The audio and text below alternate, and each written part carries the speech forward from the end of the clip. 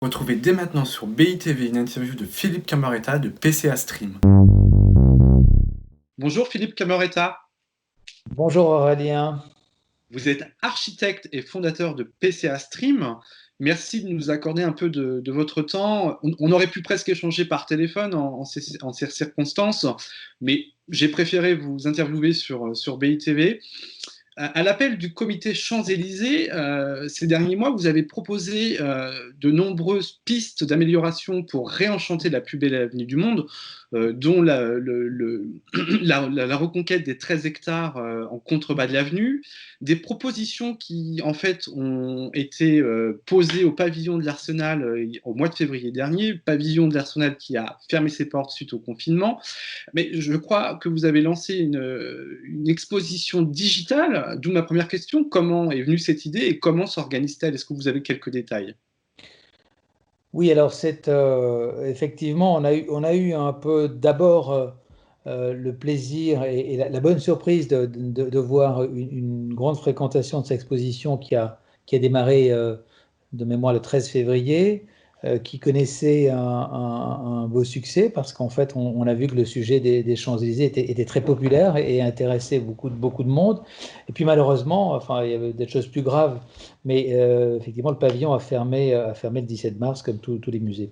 Au bout de quelques jours, effectivement, on a eu l'occasion de se reparler avec Alexandre Labaz, qui était comme moi un petit peu attristé qu'on puisse pas plus largement profiter de ce travail-là. Et donc, on a décidé de tenter de réaliser avec les moyens du bord, donc en confinement, puisqu'en fait tout ça n'avait pas été prévu, mais de tenter de rendre cette exposition visitable par Internet, donc dans une visite virtuelle de l'expo. Donc c'est avec mes équipes d'une part qui avaient préparé l'exposition, on a travaillé dessus, repris le modèle. On avait déjà modélisé le pavillon de l'Arsenal pour préparer l'exposition, donc on a réactualisé ce modèle, réinséré l'exposition définitive. On a travaillé avec vous savez qu'on avait fait un partenariat entre autres avec le MIT Oui, pour ce projet. tout à Et fait. donc, on s'est fait un petit peu aider avec les équipes du MIT et d'Harvard qui avaient. Mais là, c'était vraiment les personnes individuelles qui se sont tous mis un peu en geek sur le sujet.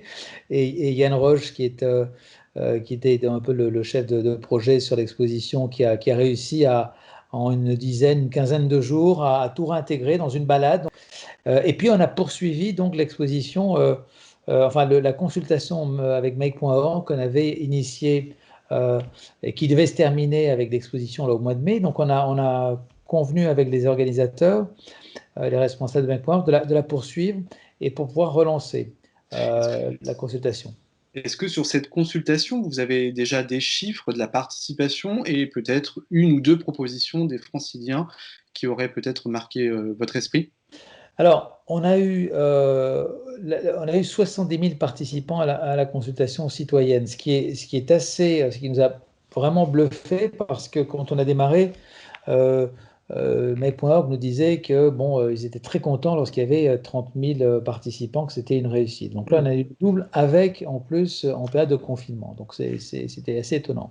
On a eu plus de 1900 propositions et plus de 280 000 votes. Donc, on a vu que c'est un sujet qui intéressait beaucoup de monde. Alors, je ne vais peut-être pas vous livrer encore des conclusions sur ce qui est dit, pourquoi? Parce que d'abord, on attend de pouvoir faire la synthèse de toutes ces réponses. On a relancé, euh, et je le disais, continuer cette consultation, et avec la mise en ligne de l'exposition, on va voir, ça me paraît très intéressant de voir s'il y a eu des évolutions. Je ne sais pas, hein, mais Mhm. si quelque part on peut noter une évolution des centres d'intérêt ou des réponses ou des propositions avant confinement et après confinement. Philippe, si je ne me trompe pas, les résultats de cette consultation seront remis au pouvoir public d'ici l'été prochain, en juillet.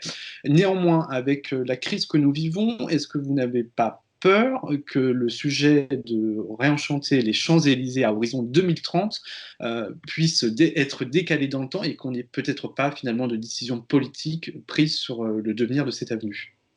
Réenchanter les Champs-Élysées, je dirais, au final, c'est presque un prétexte. L'idée de réenchanter l'avenue. Le fond de la recherche économique, c'est de dire, comme ce territoire-là a une forte puissance symbolique, faisons de ce lieu-là, en réunissant l'ensemble des énergies du public, du privé, des chercheurs, des industriels, cassons tous les silos et prenons ce territoire qui a ses singularités, mais qui est au demeurant un grand morceau de Paris, et essayons là-dedans d'en faire un objet de recherche pour innover et voir comment on pourrait penser une ville demain plus durable, plus désirable et plus inclusive. Bon, et j'aurais tendance à penser même le contraire, peut-être suis-je optimiste, mais je dirais que, puisqu'une des grandes questions qui se posent là aujourd'hui, on voit bien dans les débats publics, c'est de savoir est-ce qu'à la sortie de cette crise, on va aller vers, est-ce que la lutte qui est engagée contre le réchauffement climatique, pour le développement durable, risque de passer à la trappe ou d'être au second plan par rapport à la relance économique? Eh bien, je crois que si on ne fait rien, il est évident que c'est la tendance naturelle des choses. On va revenir à avant et peut-être même pire qu'avant. Donc je crois qu'un sujet comme ça, parce qu'il se veut justement un petit peu un projet d'anticipation, parce qu'il ne répond pas à une nécessité triviale, parce que c'est plutôt une sorte d'engagement à faire un projet manifeste en prenant le territoire des Champs-Élysées, qui est l'avenue la plus connue dans le monde entier, en disant faisons là quelque chose d'exceptionnel pour montrer un engagement national sur comment faire une ville plus naturelle, plus conviviale, avec des mobilités plus douces et moins de pollution, etc., etc. Je pourrais revenir sur le contenu de ces sujets-là. Ben, je pense que ça peut trouver un écho encore plus euh, pertinent dans ce contexte-là que dans une période normale.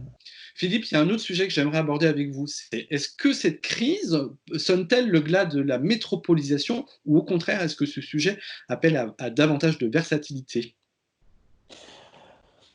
Alors, avant toute chose, en préambule, je voudrais dire qu'il faut être un peu prudent dans les prédictions que l'on peut faire sur ce qui va se passer après cette crise. Mais je crois qu'il ne faut pas se positionner en futurologue, en faisant des paris, mais peut-être en devenant acteur et en s'engageant à lutter pour aller dans certaines directions. C'est le premier point. Donc, je crois que si on regarde la question de la mondialisation, ou de la globalisation, de la métropolisation, tous ces termes qui consistent à dire que la globalisation économique a favorisé une concentration depuis 20-30 ans dans des grandes métropoles qui sont ces territoires qui produisent le maximum de richesses et aussi le maximum de pollution et d'impact sur l'équilibre planétaire, avec ces phénomènes de ville-centre, de zones métropolitaines, puis d'aires urbaines, et dans lesquelles finalement se concentrent toutes les difficultés aujourd'hui, dont la raison d'être est principalement celle de la densité, c'est-à-dire que c'est effectivement ce qui attire les populations dans ces métropoles, c'est l'espoir que on va y trouver plus d'emplois, plus de richesses. C'est aussi l'accélération de l'économie de la connaissance et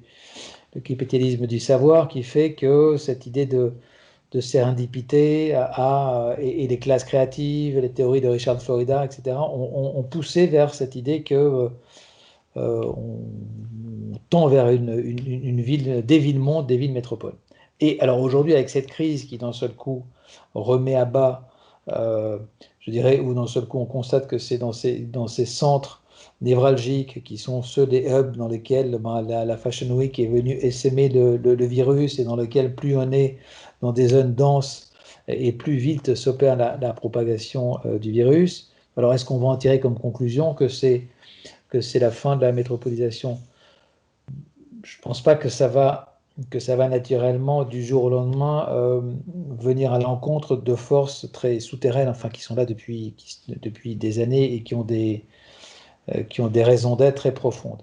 Ce qui est sûr, c'est que ça va peut-être nous amener à réfléchir à la possibilité d'alternatives que hier on pensait impossible parce qu'il y avait une routine qui s'était installée. Et je crois que ce qui est intéressant sur le sujet de la métropolisation, comme sur bien d'autres aspects, c'est que la possibilité de l'arrêt, de ce que Bruno Latour écrivait il y a quelques semaines sur cette idée qu'on a trouvé le bouton d'arrêt d'urgence qui a permis de tout arrêter et de faire un reset, eh bien, va montrer qu'il y a des scénarios alternatifs possibles et que donc peut-être finalement travailler ailleurs, comme le disait d'ailleurs le maire de Neuilly, M. Fromentin, cette idée d'aller vivre où on veut travailler ou travailler là où on veut vivre, c'est-à-dire finalement de trouver une plus grande équation entre notre lieu de résidence et notre lieu de travail. Peut-être qu'on était persuadé que ce choix-là n'existait pas et qu'on va s'apercevoir de manière un peu plus significative qu'il est possible. Et donc on verra une déconcentration autour de la métropole. Mais je ne pense pas que ce sera un phénomène brutal, rapide et massif. Merci Philippe Cameretta pour votre participation. Merci Aurélien pour ces À, questions. à très bientôt. Merci de nous avoir suivis.